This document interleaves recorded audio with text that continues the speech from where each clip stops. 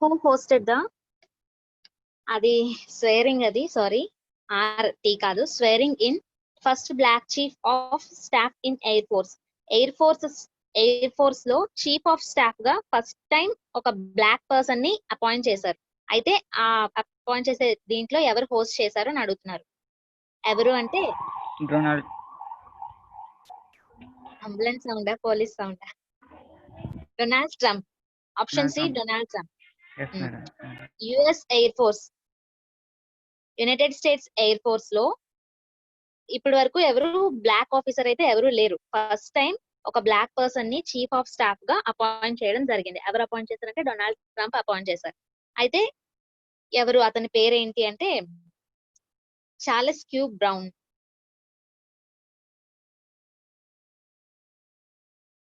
Charles Q Brown, ఇది అతని name. ఎవరి కోసం అయితే మాట్లాడుతున్నామో ఒక బ్లాక్ పర్సన్ అని చెప్పి అతని పేరు చార్ల్స్ క్యూ బ్రౌన్. ఇతను యుఎస్ కి చెందిన పర్సనే. శాన్ ఆంటోనియాలో ఇతను జన్మించారు, పుట్టారు. యుఎస్ కి చెందిన పర్సన్. యుఎస్ తాలూకా ఎయిర్ ఫోర్స్ లో ఫస్ట్ టైం బ్లాక్ పర్సన్ ని అపాయింట్ చేశారు. ఇతన్ని ఎలా అపాయింట్ చేశారు, ఇతని పొజిషన్ ఏంటి అంటే చీఫ్ ఆఫ్ స్టాఫ్. సరే, ఎయిర్ ఫోర్స్ కోసం మాట్లాడుకుంటున్నాం కదా. యుఎస్ ఎయిర్ ఫోర్స్ కి కమాండర్ ఇన్ చీఫ్ ఎవరు చెప్పండి? యుఎస్ ఎయిర్ ఫోర్స్ కి కమాండర్ ఇన్ చీఫ్ ఎవరు? ఏంటి సైలెన్స్? ఆప్షన్స్ ఇవ్వండి మేడం, పేరు గుర్తుంది రావట్లేదు. పేరు గుర్తుంది రావట్లేదా?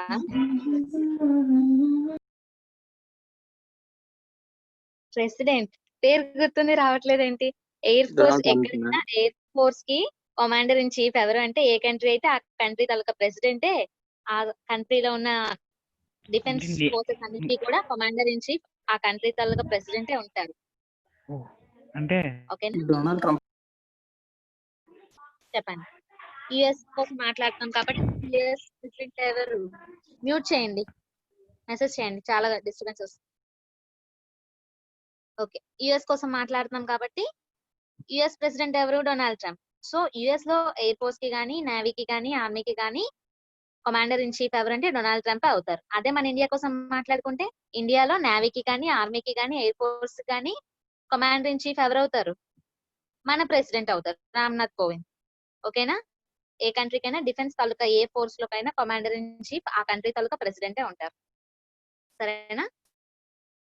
ఓకే, అయితే యుఎస్ ఎయిర్ ఫోర్స్ కోసం మాట్లాడుకున్నాం కదా. యుఎస్ ఎయిర్ ఫోర్స్ ఎప్పుడు ఫస్ట్ టైం స్టార్ట్ చేశారు అంటే 1947 లో.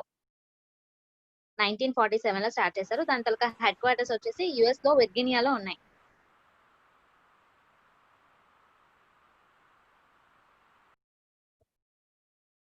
ఓకేనా?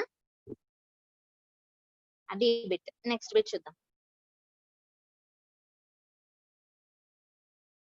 Which state's education department has decided to conduct a survey of the achievements of all government schools?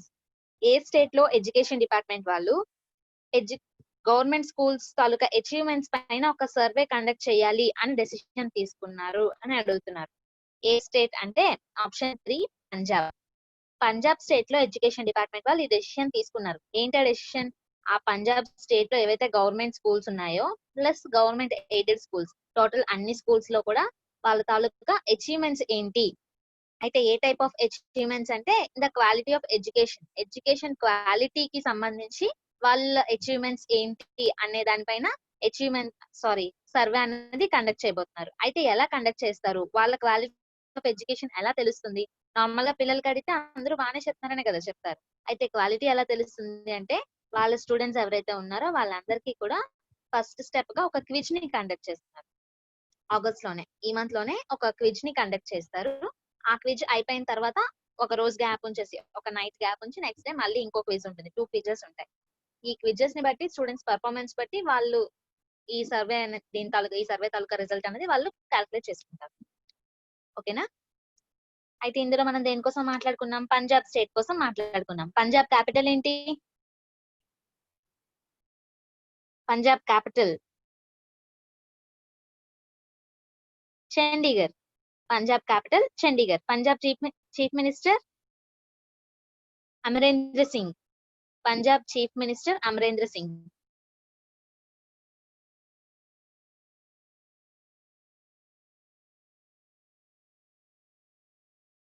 Chief minister ఇతను. Punjab governor VP Singh.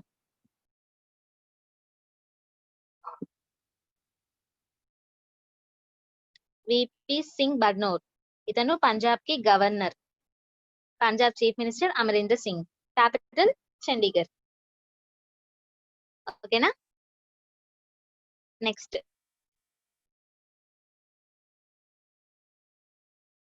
which of the following has appointed G Vaidyan as the non-executive director? Non-executive director గా G వైద్యన్ అనే ఒక ఆమెని ఎవరు, ఏ company వాళ్ళు appoint చేసుకున్నారు అని అడుగుతున్నారు.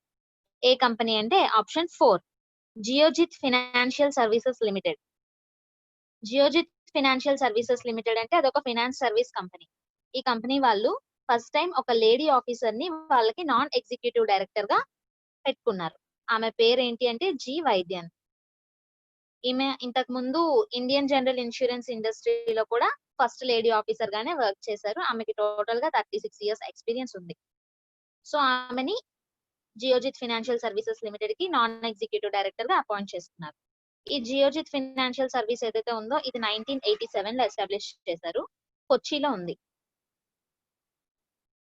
కొచ్చి. కొచ్చి ఎక్కడ ఉంది? కేరళలో ఉంది.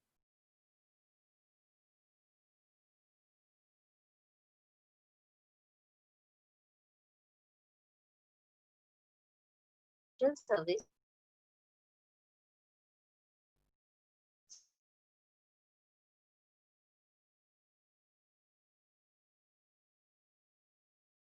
AWS to offer a cloud solutions.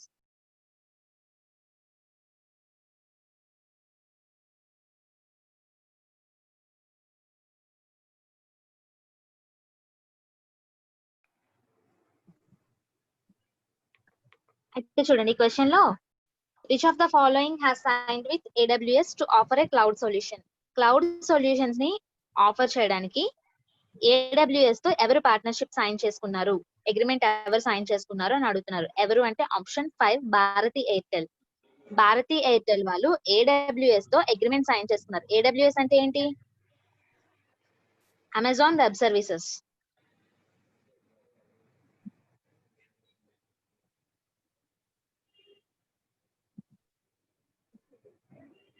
AWS అంటే అమెజాన్ వెబ్ సర్వీసెస్. అయితే భారతి ఎయిర్టెల్ అంటే మనకు నార్మల్ గా ఎయిర్టెల్ నెట్వర్క్ ఉంది కదా, ఎయిర్టెల్ వాళ్ళు అమెజాన్ వెబ్ సర్వీసెస్ తో పాటు వీళ్ళిద్దరు అమెజాన్ వెబ్ సర్వీసెస్ తో ఇద్దరు కలిసి ఒక అగ్రిమెంట్ ని సైన్ చేసుకున్నారు. దేనికోసం అంటే క్లౌడ్ సొల్యూషన్స్ ని ఆఫర్ చేయడం కోసం. అయితే క్లౌడ్ అంటే ఏంటి? మేఘమ్మ ఇక్కడ ఏంటి క్లౌడ్ అంటే తెలుసా ఎవరికైనా? కంప్యూటర్స్ బ్యాక్గ్రౌండ్ ఉన్న వాళ్ళకి తెలుస్తుంది క్లౌడ్ అంటే ఏంటి. క్లౌడ్ అంటే సింప్లీ స్టోరేజ్. ఇప్పుడు నార్మల్ గా మన దగ్గర సిస్టమ్స్ ఉన్నాయనుకోండి, క్లౌడ్ అంటే స్టోరేజ్. మన దగ్గర సిస్టమ్స్ ఉన్నాయనుకోండి, సిస్టమ్ లో డేటాను ఎక్కడ స్టోర్ చేసుకుంటారు?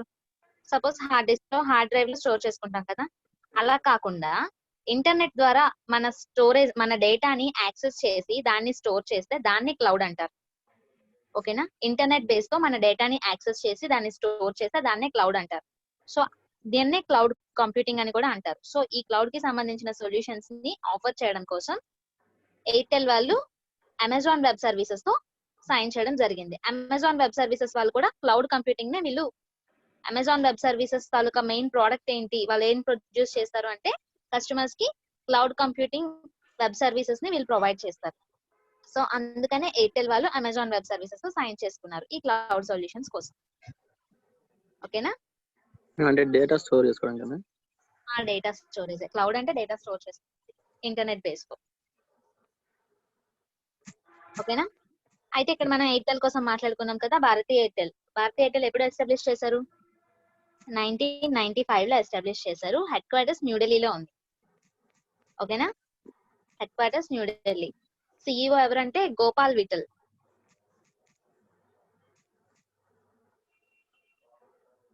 భారతీ ఎయిర్టెల్ తాలూకా CEO Gopal Vithal.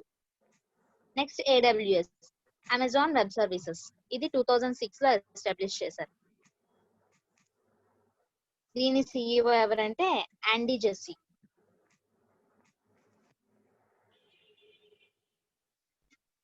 యాండీ Jessie.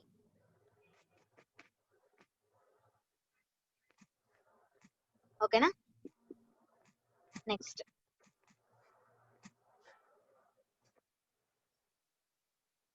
which of the following has organized a webinar series on hydrometeorological hazards risk management?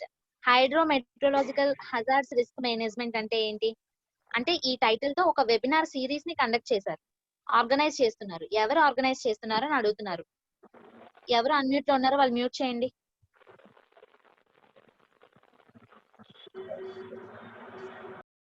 Okay, అయితే ఎవరు ఆర్గనైజ్ చేస్తున్నారు ఈ హైడ్రోమెట్రోలాజికల్ హజార్డ్స్ రిస్క్ మేనేజ్మెంట్ అనే వెబినార్ సిరీస్ ని ఎవరు ఆర్గనైజ్ చేస్తున్నారు అని అడుగుతున్నారు. ఎవరు అంటే ఒకటి national institute of disaster management and Indian meteorological department, both 1 and 2. Option 4, both 1 and 2. ఏంటి 1 and 2?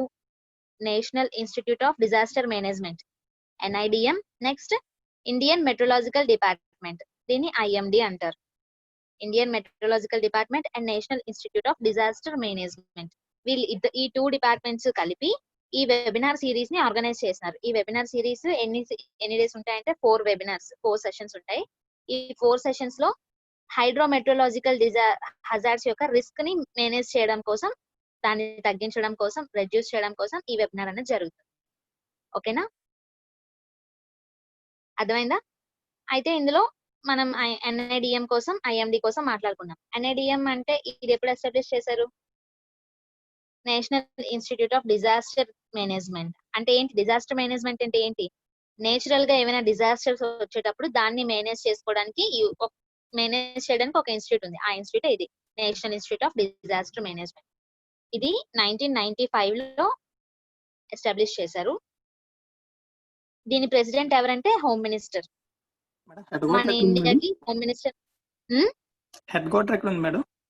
New Delhi. Okay madam. Head quarters New Delhi. దీని తాలూకా ప్రెసిడెంట్, ఈ national institute of disaster management కి ప్రెసిడెంట్ ఎవరు అంటే ఇండియాకి హోమ్ మినిస్టర్ ఎవరు ఉంటారో అతనే దీనికి ప్రెసిడెంట్ గా ఉంటారు. ప్రెసెంట్ మనకి home minister Amit Shah. So present ఈ national institute of disaster management కి ప్రెసిడెంట్ కూడా అమిత్ షానే. అమిత్ షా అని చెప్పుకుని కన్నా హోమ్ మినిస్టర్ అని చెప్పుకుంటే బెస్ట్. హోమ్ మినిస్టర్ ఎవరు ఉంటే వాళ్ళే ఉంటారు. ఓకేనా? Next, Indian meteorological department. Indian meteorological department అనేది ఇది కూడా ఢిల్లీలోనే ఉంది. ఇది 1875 లో ఎస్టాబ్లిష్ చేశారు. ఇండియన్ మెట్రోలాజికల్ డిపార్ట్మెంట్ ఇది దేనికి అంటే మెట్రోలాజికల్ సర్వే కోసం, లైక్ వెదర్ ఫోర్కాస్టింగ్ లాంటివి. ఓకేనా? దీని తాలూకా ఈ IMD కి, ఈ డిపార్ట్మెంట్ కి మెయిన్ హెడ్ ఎవరు అంటే ఎర్త్ సైన్సెస్ తాలూకా మినిస్టర్. ఎవరు మన earth sciences minister of earth sciences ఎవరు? Harshvardhan. Doctor Harshvardhan, minister of earth sciences. Minister of earth sciences ఎవరుంటే ఆ పర్సనే IMD కి హెడ్ గా ఉంటారు. ప్రెసెంట్ మన minister of earth sciences, pronounce అర్థం కాకపోతే చూడండి, ఎర్త్ సైన్సెస్ మినిస్టర్ ఎవరు ఉంటారో వాళ్ళే. Present earth sciences minister doctor Harshvardhan. So IMD కి హెడ్ కూడా డాక్టర్ హర్షవర్ధనే. ఇది ఢిల్లీలోనే ఉంది. 1875 లో దీన్ని ఎస్టాబ్లిష్ చేశారు. వీళ్ళిద్దరూ కలిపి ఈ వెబినార్ సిరీస్ అనేది కండక్ట్ చేస్తారు. ఓకేనా? నెక్స్ట్,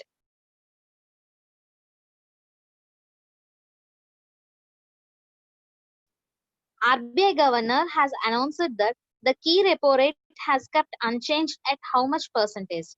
RBI గవర్నర్ అనౌన్స్ చేశారు. ఏమని అనౌన్స్ చేశారు? రెపో రేట్ ఏదైతే ఉందో రెపో రేట్ ని అలానే ఉంచుతున్నాం, పెంచడం లేదు, తగ్గించడం లేదు. ఇంతకు ముందు ఎలా ఉందో అలానే ఉంది. Kept unchanged, as it is గానే ఉంచేశారు. అయితే ఎంత పర్సెంట్ లో ఉంచారు అని అడుగుతున్నారు. 3.5 మ్యామ్. నో, 4%. 4%. ఆప్షన్ 4. మన రెపో రేట్ ప్రెసెంట్ 4% ఉంది. అయితే ఏంటి repo rate? What is repo rate చెప్పండి.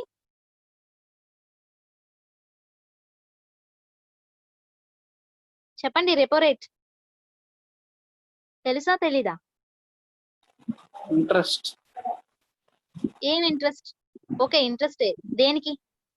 అంటే ఇప్పుడు నార్మల్ గా మనం ఏ లోన్ తీసుకున్నా దాని మీద వచ్చే ఇంట్రెస్ట్ ని రెపో రేట్ అంటారా? ఇప్పుడు నేను వెళ్ళి బ్యాంక్ లో లోన్ తీసుకుంటాను, దాని మీద వాళ్ళు వేసే ఇంట్రెస్ట్ ని రెపో రేట్ అంటారా?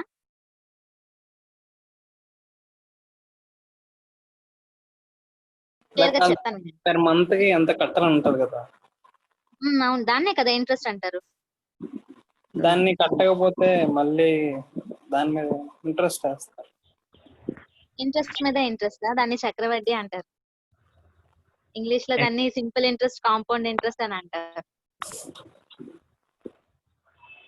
రెపో రేట్ అంటే చెప్తాను, ఆగండి.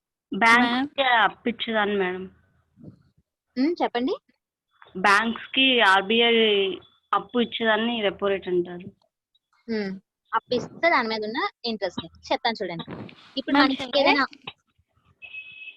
మ్యూట్ చేయండి, నేను చెప్తా. ఇప్పుడు మనకి ఏదైనా అవసరం వస్తే ఎక్కడ లోన్ తీసుకుంటాం? లోన్ కావాలంటే బ్యాంక్ దగ్గర మనం తీసుకుంటాం. ఇఫ్ సపోజ్ స్టేట్ బ్యాంక్ కానీ ఆంధ్ర బ్యాంక్ కానీ ఏదో ఒక బ్యాంక్, మనకి ఏదైనా అవసరం వస్తే మనం ఎక్కడ లోన్ తీసుకుంటాం? బ్యాంక్ లో తీసుకుంటాం. అదే బ్యాంక్ కి అవసరం వస్తే, ఇప్పుడు state bank for example state bank తీసుకుందాం. స్టేట్ బ్యాంక్ కి మనీ తక్కువైపోయింది, కావాల్సిన డిపాజిట్స్ రావడం లేదు, స్టేట్ బ్యాంక్ కి మనీ తక్కువైపోయింది, మనీ అవసరం స్టేట్ బ్యాంక్ కి. అప్పుడు స్టేట్ బ్యాంక్ ఎవరి దగ్గర లోన్ తీసుకుంటుంది? Reserve bank of India, RBI దగ్గర లోన్ తీసుకుంటున్నారు. మనం ఏవైతే బ్యాంక్స్ యూజ్ చేస్తున్నామో ఆ బ్యాంక్స్ కే బ్యాంక్ ఆర్బీఐ. ఓకేనా?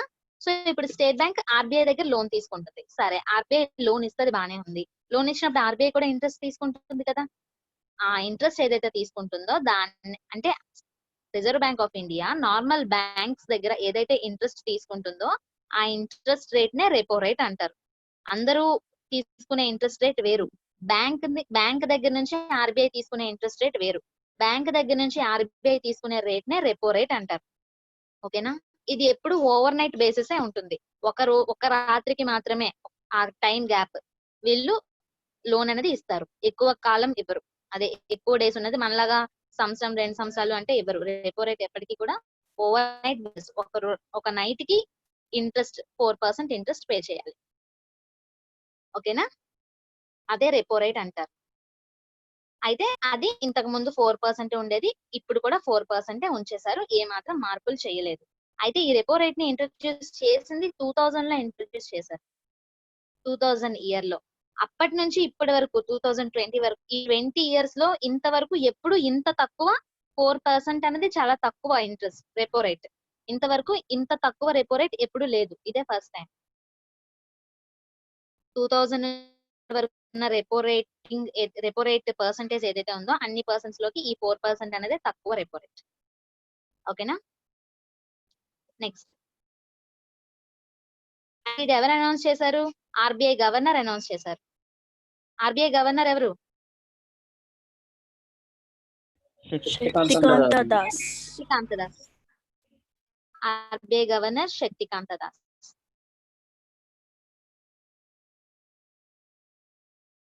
తెలియని వాళ్ళు నోట్ చేసుకోండి. ఆర్బీఐ 1935 లో ఎస్టాబ్లిష్ చేశారు, ముంబైలో ఉంది headquarters. Shaktikanta Das RBI governor 1935 లో ఎస్టాబ్లిష్ చేశారు, ముంబైలో ఉంది. నెక్స్ట్,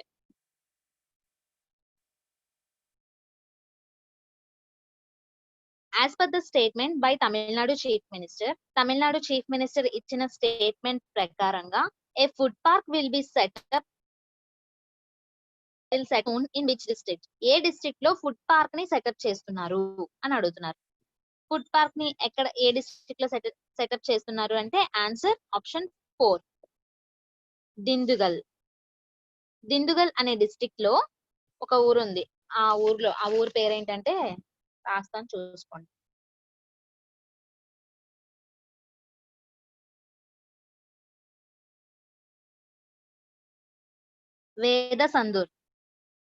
వేదసందూర్ అనే ఊర్లో, ఆ ఊరు ఎక్కడ ఉంది అంటే దిండుగల్ అనే డిస్ట్రిక్ట్ లో ఉంది. దిండుగల్ అనే డిస్ట్రిక్ట్ లో వేదసందూర్ అనే ఊర్లో ఈ ఫుడ్ పార్క్ ని పెట్టాలి, సెటప్ చేయాలి అని అనుకుంటున్నారు. అని అనుకునే స్టేట్మెంట్ ఎవరు చెప్పారు? తమిళనాడు చీఫ్ మినిస్టర్ చెప్పారు. అయితే ఏంటి ఫుడ్ పార్క్ సెటప్ చేస్తున్నారు, బానే ఉంది. ఫుడ్ పార్క్ అంటే ఏంటి? ఫుడ్ పార్క్ అంటే ఏంటి? సింపుల్ గా ఫుడ్ పార్క్ అంటే ఏంటంటే ఎక్కడైతే ఫార్మ్ చేస్తారో ఫార్మర్స్ దగ్గర నుంచి ఈ ఫుడ్ పార్క్ లో 2 సెంటర్స్ ఉంటాయి. ఒకటి సిసి అంటే దీన్ని కలెక్షన్ సెంటర్ అంటారు. కలెక్షన్ సెంటర్ ఒకటి, పిసి అంటే ప్రాసెసింగ్ సెంటర్.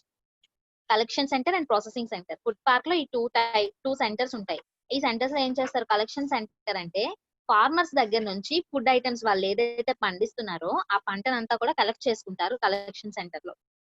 కలెక్ట్ చేసుకున్న ఈ ఫుడ్ ఐటమ్స్ వీళ్ళ దగ్గర ఏవైతే ఉంటాయో అవి ఈ ప్రాసెసింగ్ సెంటర్ కి పంపిస్తారు.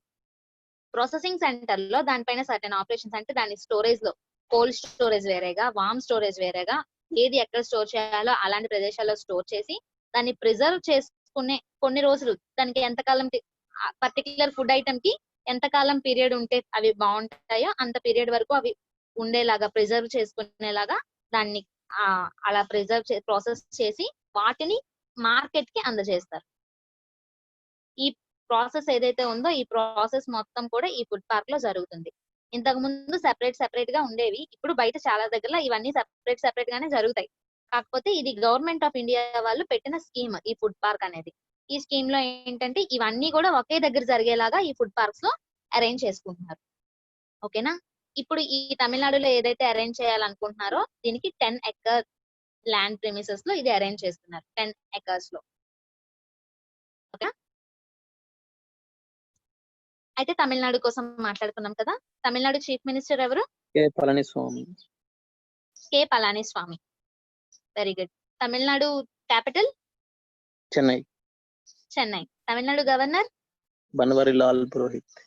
Very good. Tamil Nadu governor Banwarilal Purohit. Okay, madam next food question park అనేది ఎప్పుడు స్థాపించారు మేడం? ఏంటి మళ్ళీ చెప్పండి. ఈ ఫుడ్ పార్క్ ఎప్పుడు స్థాపించారు మేడం? ఫుడ్ పార్క్ ఎప్పుడు స్టార్ట్ చేశారనా? Yes madam. ఎప్పుడు స్టార్ట్ చేశారు, ఆ స్కీమ్ ఎప్పుడు స్టార్ట్ చేశారనేది నాకు తెలియదు, కానీ గవర్నమెంట్ ఆఫ్ ఇండియా వాళ్ళే ఇది స్టార్ట్ చేశారని తెలుసు. పర్టికులర్ ఇయర్ నాకు కరెక్ట్ గా తెలియదు. అదే డేట్ రాసుకున్నాను అంతే మేడం. అది నుంచి ఓకే, నేను కనుక్కొని రేపు చెప్తా. ఓకే. ప్రెసెంట్ నాకు తెలియదు కరెక్ట్ గా.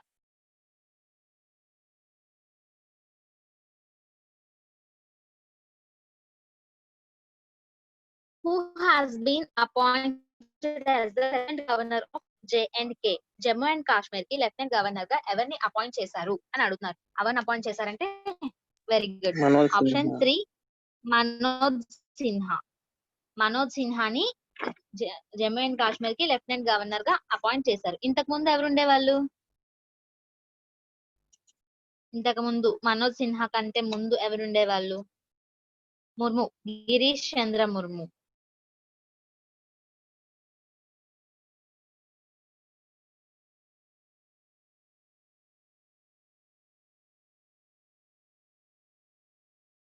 గిరీష్ చంద్ర ముర్ము అనే అతను ఇంతకు ముందు ఉండేవాళ్ళు JNK కి లెఫ్టినెంట్ గవర్నర్ గా. ఇతను IAS ఆఫీసర్ గిరీష్ చంద్ర ముర్ము. ఇప్పుడు ఇతన్ని రిజైన్ చేసేసారు. ఇతను రిజైన్ చేసిన తర్వాత ప్రెసెంట్ ఎవరిని పెట్టారు? మన మనోజ్ సిన్హాని పెట్టారు.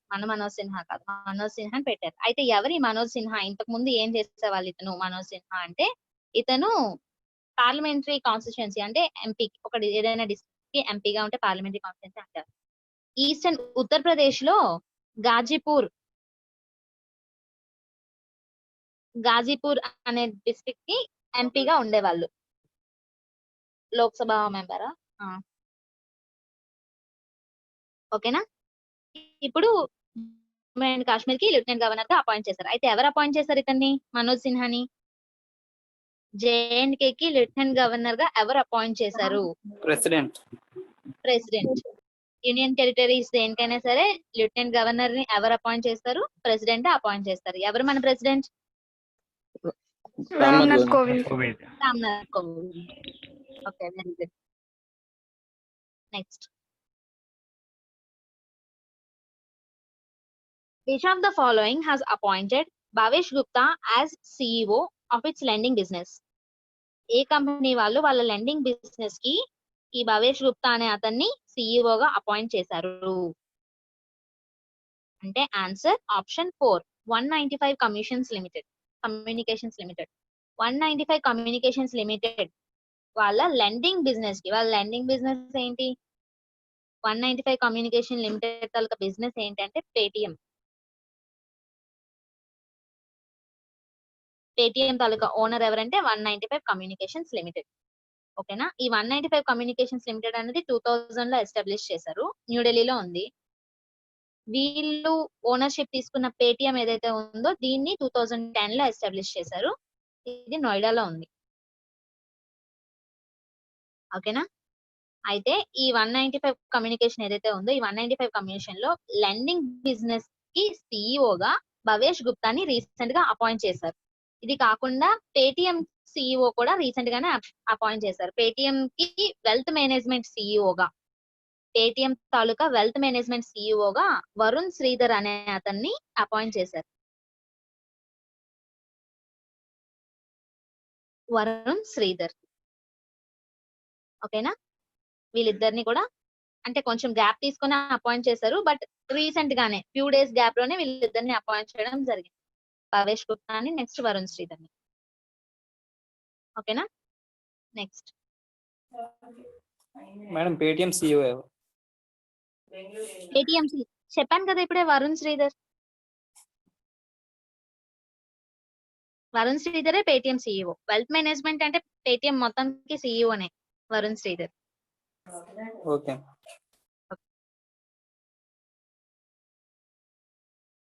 పేటిఎం తాలూకా ప్రెసిడెంట్ ఎవరంటే అమిత్ నాయర్. ప్రెసిడెంట్ అమిత్ నాయర్ అనే అతను పేటిఎం కి president. Next, where is TikTok planning to open its first European data centre? Tick talk తెలుసు కదా, చైనీస్ యాప్. ఈ మధ్య ఇండియాలో బ్యాన్ చేశారు, యుఎస్ లో కూడా బ్యాన్ చేసేద్దాము అని ట్రంప్ స్టేట్మెంట్ ఇచ్చారు. సెప్టెంబర్ లో బ్యాన్ చేసేస్తారు యుఎస్ లో కూడా టిక్ టాక్ ని. అయితే ఈ టిక్ టాక్ వాళ్ళు యూరోప్ లో ఫస్ట్ టైం యూరోప్ లో డేటా సెంటర్ ని పెడదామని ప్లాన్ చేస్తున్నారు. యూరోప్ లో ఎక్కడ అని అడుగుతున్నారు. ఎక్కడ అంటే ఐర్లాండ్, ఆప్షన్ 3. యూరోప్ లో ఐర్లాండ్ లో ఫస్ట్ టైం అదే యూరోపియన్ కంట్రీలో పెట్టడానికి ప్లాన్ చేస్తున్నారు ఈ డేటా సెంటర్ ని. అయితే ఎంత ఇన్వెస్ట్మెంట్ తో పెడుతున్నారు అంటే 420 million euros. 420 million euros. Dollars లో చెప్పాలంటే $499 మిలియన్. రెండు ఒకటే. ఓకేనా.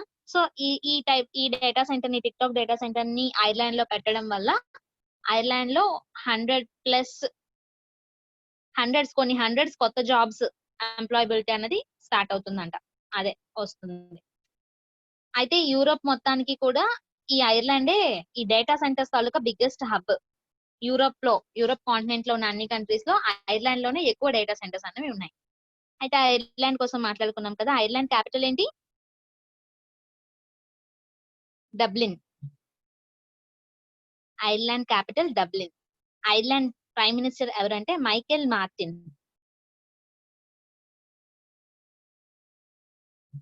మైకేల్ మార్టిన్ అనే అతను ఐర్లాండ్ కి ప్రైమ్ మినిస్టర్, డబ్లిన్ ఏమో క్యాపిటల్.